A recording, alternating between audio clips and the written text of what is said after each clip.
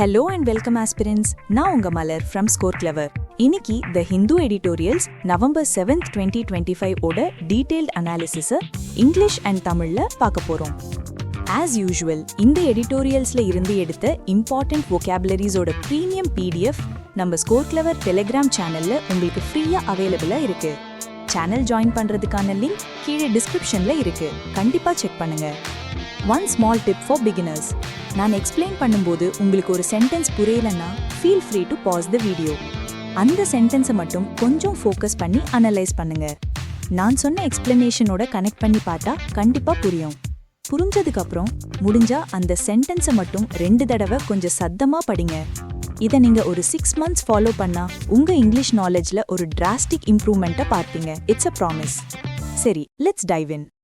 இன்னைக்கோட first editorial title Justice in Food on New Eat Lancet Commission Report. Justice in Food Systems implies transition to healthy, affordable diets. உணவில் நீதி. புதிய eat Lancet commission அறிக்கையை பத்தி தான் இந்த editorial. உணவு முறைகள்ல நீதி வேணும்னா அது ஆரோக்கியமான, கட்டுப்படியான விலையில கிடைக்கிற உணவு முறைக்கு மாறுறத குறிக்குது. So, justice, health, affordability. இது மூணும் தான் main point. By showing that food alone drives 5 of the 6 breached planetary boundaries and about 30% of greenhouse gas emissions worldwide, பூமிக்குன்னு சில planetary boundaries, அதாவது சில எல்லைகள் இருக்கு, அதை தாண்டினா என்வாய்மெண்ட்டுக்கு ரொம்ப ஆபத்து. அந்த 6 பவுண்டரிஸ்ல 5 பவுண்டரிஸை நாம சாப்பாட்டுக்காக பண்ற விஷயங்களாலேயே பிரீச் பண்ணிட்டோம், அதாவது மீறிட்டோம்னு சொல்றாங்க. அது மட்டும் இல்ல, உலக அளவுல 30% கிரீன்ஹவுஸ் கேஸ் எமிஷன்ஸ்க்கு நம்ம உணவு முறை தான் காரணம். அப்போ கிளைமேட் சேஞ்ச்க்கு இவ்ளோ பெரிய காரணம் food சிஸ்டம்ஸா? The new Eat Lancet Commission on Healthy, Sustainable and Just Food Systems report shows how food systems are at the center of the overlapping climate, biodiversity, water and pollution crisis.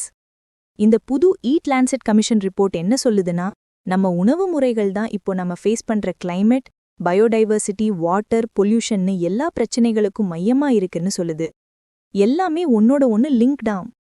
Foods from animals account for most agricultural emissions, whereas the grains dominate nitrogen, phosphorus and water use. விலங்கு கிட்ட இருந்து வர்ற உணவுப் பொருட்கள் மூலமா தான் விவசாயத்துல அதிகமா எமிஷன்ஸ் வருதாம். ஆனா தானியங்கள் பயிர் பண்றதுக்கு தான் அதிகமா nitrogen, phosphorus and water use ஆகுதாம். சோ 2 பக்கமும் ப்ராப்ளம் இருக்கு. Only combined action, including cuts to food loss, enhanced and durable productivity gains, and dietary changes, can reverse these trends. இந்த நிலைமைய மாத்தணும்னா நாம எல்லாத்தையும் ஒன்னா சேர்ந்து பண்ணணும். ஃபுட் வேஸ்ட்டை குறைக்கணும், விவசாயத்துல உற்பத்தியை நீடித்த முறையில அதிகரிக்கணும், அண்ட் முக்கியமா நம்ம சாப்பாட்டு பழக்கத்தை மாத்தணும். அப்போதான் இந்த ட்ரெண்டை ரிவர்ஸ் பண்ண முடியும். The prediction on biogeochemical flows is stark. Biogeochemical ஃப்ளோஸ்னா இந்த நைட்ரோஜன், பாஸ்பரஸ் மாதிரி நியூட்ரியன்ஸ் பூமியில சர்க்குலேட் ஆகிற ஃப்ளோ. அதை பத்தின கணிப்பு ரொம்பவே பயமுறுத்துற மாதிரி இருக்கு. Current agriculture leaves a global nitrogen surplus more than twice in excess of the safe limit. இப்போ இருக்கிற விவசாய முறையால பூமியில நைட்ரோஜனோட அளவு பாதுகாப்பான அளவை விட 2 மடங்கு அதிகமா தங்கி நிக்குதாம். ரொம்ப ஜாஸ்தியானா எதுவுமே நல்லதில்லையே. Efficiency gains left uncorrected by good policy can also spur more output that then erases environmental savings. நல்ல பாலிசி இல்லாம நாம் பாட்டுக்கு எஃபிஷியன்சியை மட்டும் இம்ப்ரூவ் பண்ணா அது இன்னும் அதிகமா அவுட்புட் ப்ரொடியூஸ் பண்ண தூண்டும். அதனால என்வாயர்மெண்ட்டுக்கு கிடைக்கிற சின்ன சேவிங்ஸ் கூட போயிரும். சிம்பிளா சொல்லணும்னா, நல்ல பிளான் இல்லாம டெக்னாலஜி மட்டும் யூஸ் பண்ணா யூஸே இல்லையாம். The commission is pragmatic too, acknowledging that a response combining everything from dietary changes to emissions mitigation would still only barely return the world's food systems to safety vis-a-vis the climate and freshwater crisis by mid-century. ஆனா இந்த commission கொஞ்சம் பிராக்டிக்கலாவும் யோசிக்குது. அவங்க என்ன சொல்றாங்கன்னா, நாம சாப்பாட்டு பழக்கத்தை மாத்துறதுல இருந்து எமிஷன்ஸை குறைக்கிறது வரைக்கும் எல்லாத்தையும் செஞ்சா கூட இந்த நூற்றாண்டின் நடுவில கிளைமேட் அண்ட் வாட்டர் கிரைசிஸ்ல இருந்து நம்ம உணவு முறைகளை காப்பாத்துறது ரொம்பவே கஷ்டம், பேர்லி தான் பண்ண முடியும்னு சொல்றாங்க. The pressure on nutrient security will remain. அப்போ கூட சத்தான உணவு எல்லாருக்கும் கிடைக்கணுமே, அந்த பிரஷர் இருந்துட்டே தான் இருக்குமாம். It does make one questionable assumption that GDP will grow 127% in 30 years, whereas policy should focus on lower growth and worse climate shocks. ஆனா இந்த ரிப்போர்ட்ல ஒரு கேள்விக்குறியான assumption இருக்கு. அடுத்த 30 வருஷத்துல GDP 127% வளரும்னு நினைக்கிறாங்க. ஆனா உண்மையிலேயே பாலிசி மேக்கர்ஸ் கொஞ்சம் கம்மியான growth rate and இன்னும் மோசமான climate shocksக்கு ப்ரிப்பேர் ஆகணும்னு சொல்றாரு ஆத்தர். ரொம்ப ஆப்டிமிஸ்டிக்கா இருக்காங்க போல commission. According to the report, India maintains a cereal heavy diet, while meeting benchmarks by 2050 entails more vegetables, fruits, nuts and legumes, which could raise average consumer prices. இந்த report படி இந்தியால நாம அதிகமா தானியங்களை தான் சாப்பிடுறோம். ஆனா 2050க்கு உள்ள பெஞ்ச்மார்க்ஸை மீட் பண்ணணும்னா நாம இன்னும் நிறைய காய்கறிகள், பழங்கள், நட்ஸ், பருப்பு வகைகள் சாப்பிடணும். அப்படி பண்ணா சாமானிய மக்கள் வாங்குற பொருட்களோட விலை அதிகமாகும். Affordability is already fragile in areas that import many of these foods, leaving consumers exposed to price shocks. இந்த மாதிரி பொருட்களை இம்போர்ட் பண்ற இடங்கள்ல இப்பவே விலை அதிகமா தான் இருக்கு. So consumers எப்பவுமே price shocks, அதாவது திடீர் விலை உயர்வுக்கு எக்ஸ்போஸ் ஆகுறாங்க. Justice thus implies a transition towards healthier, more diverse diets while keeping prices in check.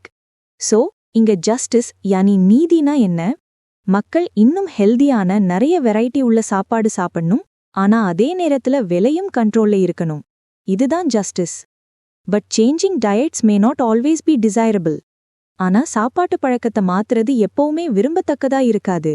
ஏன்னா நம்ம சாப்பாடு சாய்ஸஸ்க்கு பின்னாடி மதம், ஜாதி அண்ட் வசதின்னு நிறைய விஷயம் இருக்கு.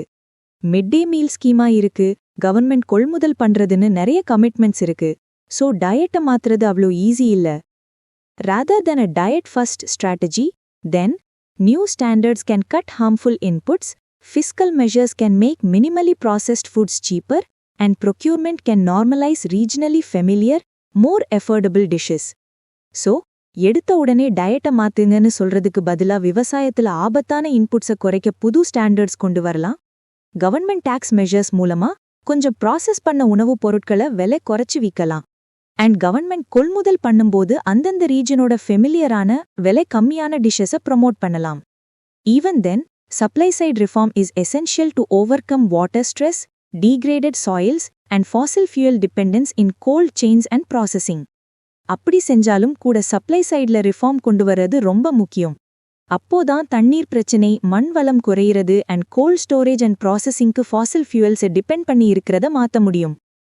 India also needs to move away from implicit open-ended incentives to extract groundwater. India இன்னொன்னு பண்ணணும். நிலத்தடி நீரை எடுக்கிறதுக்கு கவர்மெண்ட் மறைமுகமா கொடுக்கிற அன்லிமிட்டெட் இன்சென்டிவ்ஸை நிறுத்தணும்.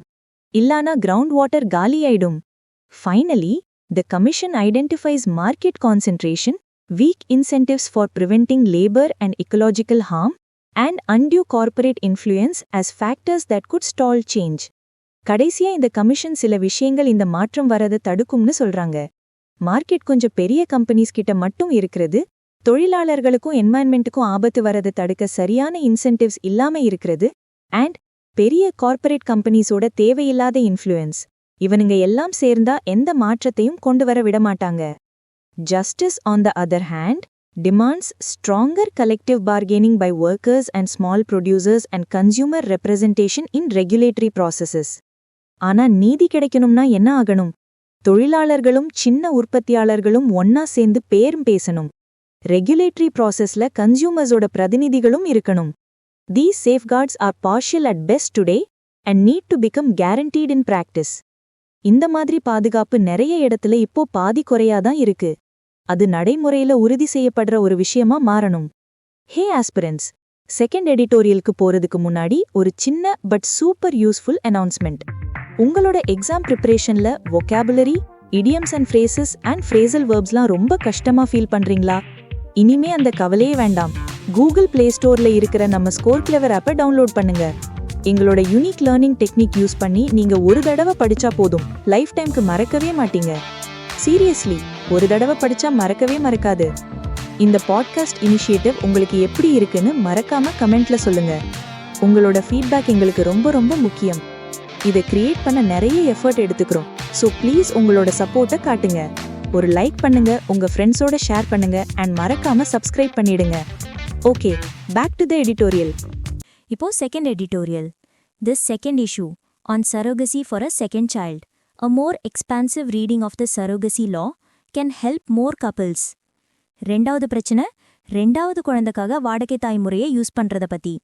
இந்த சரோகசி சட்டத்தை இன்னும் கொஞ்சம் விரிவான கண்ணோட்டத்துல பார்த்தா அது நிறைய தம்பதிகளுக்கு உதவும் அப்படின்னு சொல்றாங்க. The Supreme Court's recent observations about the legality of going in for surrogacy for the second child has raised the fundamental issue of what a law is meant to regulate. ரெண்டாவது குழந்தைக்காக சரோகசிக்கு போறது லீகலா இல்லையான்னு சுப்ரீம் கோர்ட் சொன்ன சில observations ஒரு சட்டம்னா அது எதை தான் ரெகுலேட் பண்ணணும்னு ஒரு அடிப்படை கேள்வியே எழுப்பியிருக்கு. In a petition in the court, a couple facing secondary infertility sought to use surrogacy. As under the Surrogacy Act, surrogacy cannot be resorted for the second child. கோர்ட்ல ஒரு கப்பிள் யானி ஒரு தம்பதி ஒரு பெட்டிஷன் போட்டிருக்காங்க. அவங்களுக்கு செகண்டரி இன்ஃபர்டிலிட்டி அப்படின்னு ஒரு பிரச்சனை. அதனால சரோகசி மூலமா குழந்தை பெத்துக்கலான்னு பார்த்தா நம்ம சரோகசி ஆக்ட் படி ரெண்டாவது குழந்தைக்கு சரோகசி யூஸ் பண்ண முடியாதுன்னு சட்டம் சொல்லுது. ஸோ அதை எதிர்த்து தான் case.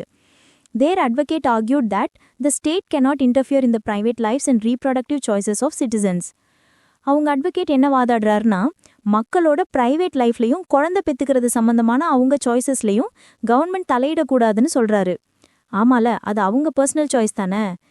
Secondary infertility is when a couple is unable to conceive or carry a pregnancy to term, though they have previously birthed children naturally. Secondary இன்ஃபர்டிலிட்டினா என்ன? ஒரு கப்பலுக்கு முதல்ல இயற்கை முறையில் குழந்தை பிறந்திருக்கும். ஆனால் அதுக்கப்புறம் அவங்களால கருத்தரிக்க முடியாமல் அல்லது பிரெக்னன்சியை ஃபுல் டேர்ம் கொண்டு போக முடியாமல் இருக்கிறதுக்கு பேர் தான் செகண்டரி இன்ஃபர்டிலிட்டி. இதுக்கான காரணங்கள் கூட பிரைமரி இன்ஃபர்டிலிட்டிக்கு உள்ள காரணங்கள் மாதிரி தான். PCOS, எண்டோமெட்ரியோசிஸ் அண்ட் நம்ம life style factors. The petitioners sought an exemption to have a second child through surrogacy, submitting that the definition of infertility in the context of surrogacy, both in the ART and the Surrogacy Acts, was not restricted to only primary infertility. அந்த petition போட்ட கப்பல் என்ன கேட்குறாங்கன்னா, surrogacy மூலமா ரெண்டாவது குழந்தை பெத்துக்க எங்களுக்கு exemption யானி விலக்கு கொடுங்கன்னு கேட்குறாங்க. அவங்க என்ன வாதம் வைக்கிறாங்கன்னா, இந்த ART அண்ட் சரோகசி ஆக்ட்ஸில் இன்ஃபர்டிலிட்டின்னு சொல்றது பிரைமரி இன்ஃபர்டிலிட்டியை மட்டும் குறிக்கல, அது பொதுவான ஒரு வார்த்தைன்னு சொல்றாங்க. Under section 43C2 of India's Surrogacy Regulation Act 2021, a couple is eligible for surrogacy only if they do not have any surviving child, biological, adopted or through surrogacy. ஆனால் surrogacy act 2021 section 43C2 படி ஒரு கப்பலுக்கு உயிரோட எந்த குழந்தையுமே இல்லைனா, அதாவது biological, adapted இல்லைனா surrogacy மூலமாக பிறந்த குழந்தை எதுவுமே இல்லைனா மட்டும்தான் அவங்க சரோகசிக்கு போக முடியும். Exceptions are made only if the existing child is mentally or physically challenged or has a life-threatening disorder. இதில் எக்ஸப்ஷன்ஸும் இருக்கு. இப்போ இருக்கிற குழந்தைக்கு மனநல ரீதியிலாவோ உடல் அளவிலாவோ பிரச்சனை இருந்தாலோ அல்லது உயிருக்கு ஆபத்தான நோய் இருந்தாலோ மட்டும் எக்ஸப்ஷன் கொடுப்பாங்க. The government submitted arguments supporting the view that surrogacy cannot be deemed a fundamental right and that it involves the use of another woman's body. Government என்ன வாதம் வச்சிருக்குன்னா, சரோகசியை ஒரு அடிப்படை உரிமையா கருத முடியாது அண்ட் இதுல இன்னொரு பெண்ணோட உடம்பை யூஸ் பண்ற விஷயம் இருக்குன்னு சொல்லியிருக்காங்க. While the judge orally remarked that the restriction imposed under the provision was reasonable, the court has decided to examine whether a law banning married couples facing secondary infertility from using surrogacy to have a second child amounts to a restriction on the reproductive choices of citizens. Judge வாய்மொழியா இந்த சட்டத்தில் இருக்கிற restriction ரீசனபிளா தான் இருக்குன்னு சொன்னாலும் court இப்போ ஒரு விஷயத்தை எக்ஸாமின் பண்ண முடிவு பண்ணிருக்கு. என்னன்னா, செகண்டரி இன்ஃபர்டிலிட்டி ஃபேஸ் பண்ற கப்பிள்ஸ் ரெண்டாவது குழந்தைக்காக சரோகசி யூஸ் பண்ணக்கூடாதுன்னு சொல்ற சட்டம் மக்களோட ரீப்ரொடக்டிவ் சாய்ஸ்ல ஒரு தண்டையா இருக்கா அப்படின்னு ஆராய போறாங்க. It may be noted that the court recently diluted the age specification for surrogacy, allowing age relaxation for couples who had frozen embryos before passing the act. இங்க ஒன்று நோட் பண்ணணும், கொஞ்ச நாளுக்கு முன்னாடி தான் கோர்ட்டு சரோகசிக்கான ஏஜ் லிமிட்டை கொஞ்சம் தளர்த்தினாங்க. இந்த சட்டம் வர்றதுக்கு முன்னாடியே எம்ப்ரியோஸை ஃப்ரீஸ் பண்ணி வச்ச கப்பிள்ஸ்க்கு ஏஜ் ரிலாக்ஸேஷன் கொடுத்தாங்க. If the avowed intent of the law, as argued at the stage of debate, is to prevent commercial surrogacy or exploitative situations taking advantage of vulnerable women, besides regulating the mushrooming fertility centers in conjunction with the ART Act, then to impose restrictions differentiating between primary and secondary fertility seems like splitting hairs. இந்த சட்டத்தோட ஆம்பர நோக்கமே commercial சரோகசியை தடுக்கிறதும் பாதுகாக்கப்படாத பெண்களை சுரண்டுறது நிறுத்துறதும் and mushroom போல வளர்ந்துட்டு இருக்கிற fertility சென்டர்ஸை regulate பண்றதுன்னா அப்ப primary and secondary இன்ஃபர்டிலிட்டிக்கு நடுவில் difference பார்த்து ரெஸ்ட்ரிக்ஷன்ஸ் போடுறது ஸ்பிளிட்டிங் ஹேர்ஸ் மாதிரி இருக்குன்னு சொல்றாரு ஆத்தர். ஸ்பிளிட்டிங் ஹேர்ஸ்னா தேவையில்லாம ரொம்ப நுணுக்கமா ஒரு விஷயத்த பாக்குறது.